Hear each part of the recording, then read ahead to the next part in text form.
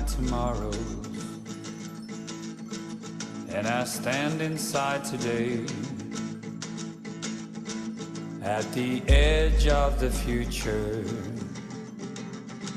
and my dreams all fade away.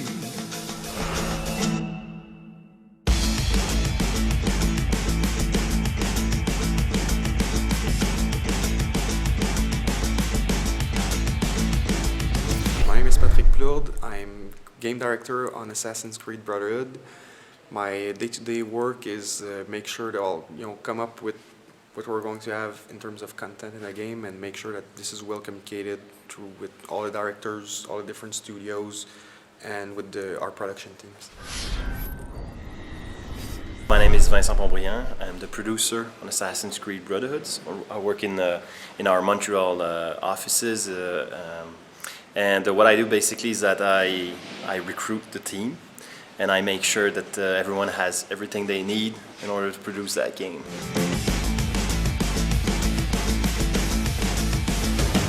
And the first game was all about learning to become a master and acquiring new skills and capabilities throughout the game, and at the end you're actually like a master assassin. Basically, Ezio at the end of AC2 goes back home with the intention of taking a break. He thinks he's done, at least his personal quest for revenge is done. He killed everyone involved in his family execution up to Rodrigo Borgia, and he left him for dead. But then goes back home and his villa gets attacked by Cesare Borgia himself. It's the Borgia! How did we not see this? They must have massed to the east during the night. And that makes him want to take the fight to the Borgia this time. So he goes to Rome. He needs to finish this fight, and with the help of Machiavelli, he will learn to become more than just an assassin. He will actually learn to become a leader of the Assassin's Guild. For Ezio, it's like he learned to become a master assassin, and we wanted to create that mirror experience where it's time for him to think about the future and think about sharing that knowledge with other people. And that's why we have the actual Brotherhood. For fans of the series, it's just going to be like, okay, yes, I know this, and this is exactly what I wanted. It's going to answer a lot of questions on that. But I think at the same time, it's for newcomers. The way it's structured is going to be pretty fluid to get into. The multiplayer is something that I think is brand new to the Assassin's Creed franchise, so I think we've surprised a lot of people by announcing that we were going to add that to the franchise this year. You acquire new assassins, and you can simply by one press a button ask them to assassinate somebody or join you in fight. It's a big tool to strategize or to play tactically in the game, especially for missions where you have to remain stealth.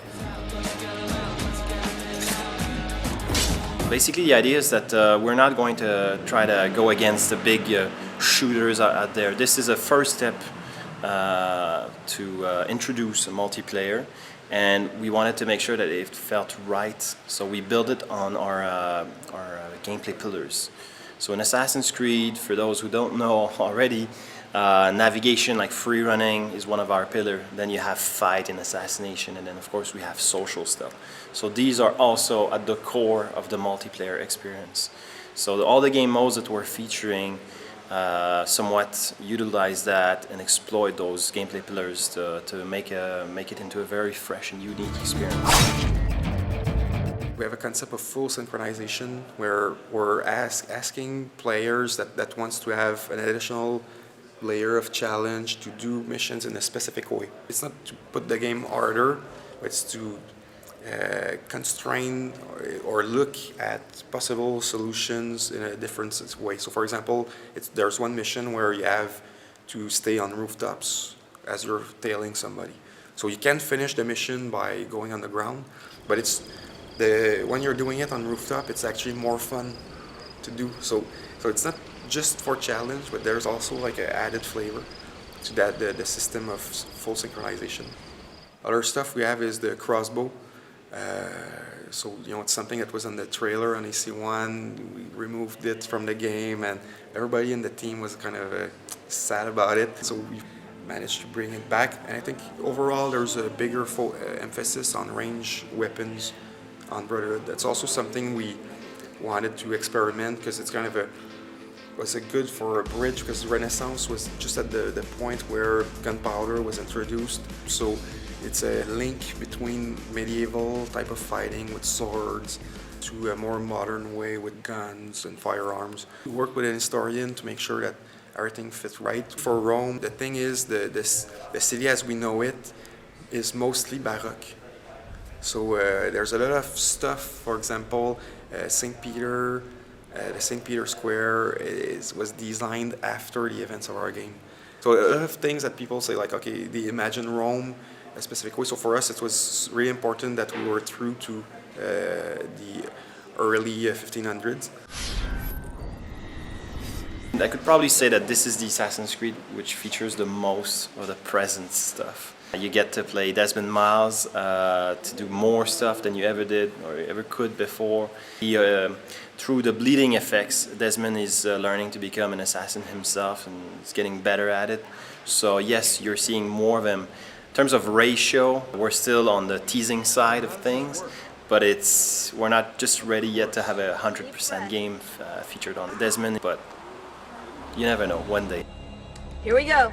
The Assassin's Creed franchise makes us into tourists because it's a limitless franchise where you can explore many different time periods. So it was very fun to participate in developing such a new type of game.